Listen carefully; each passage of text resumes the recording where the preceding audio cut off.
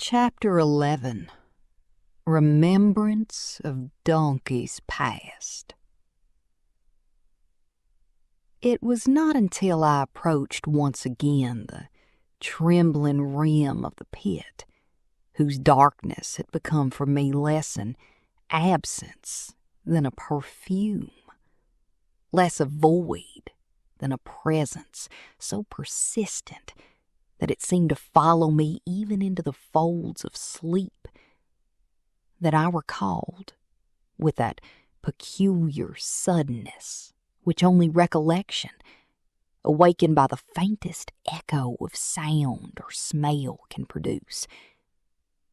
the first time I had heard the donkeys bray, not merely as beasts of burden, but as heralds of all that is mutable and unstable within us, and how in that sound, at once ridiculous and sublime, I had discerned the very fragility of my own identity, shifting,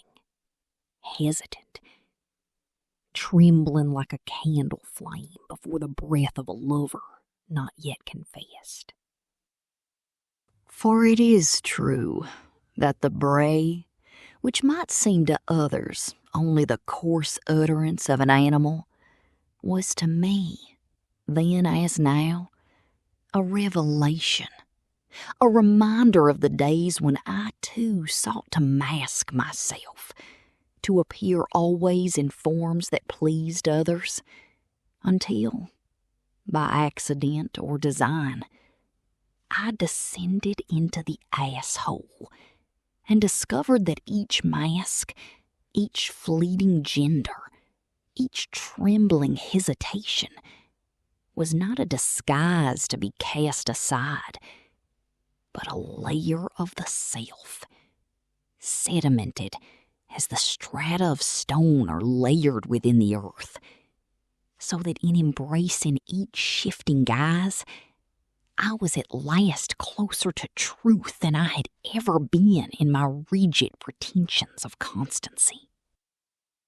And thus, as I leaned upon the crumbling earth,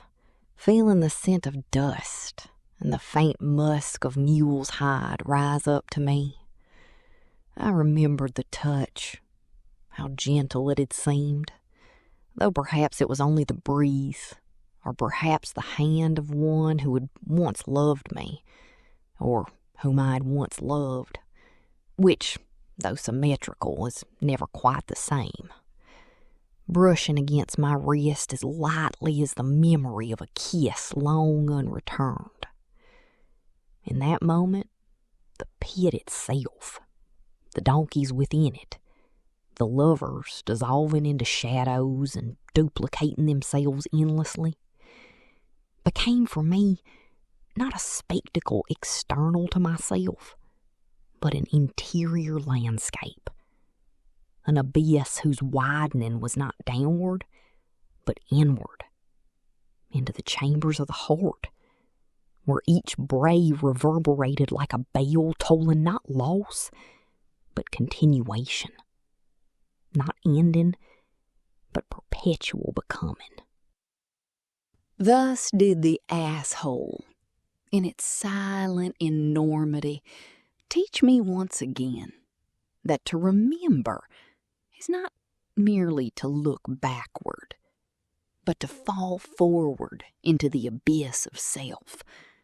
where every past self grazes eternally like a donkey in twilight, and every unspoken love waits, patient, for its return.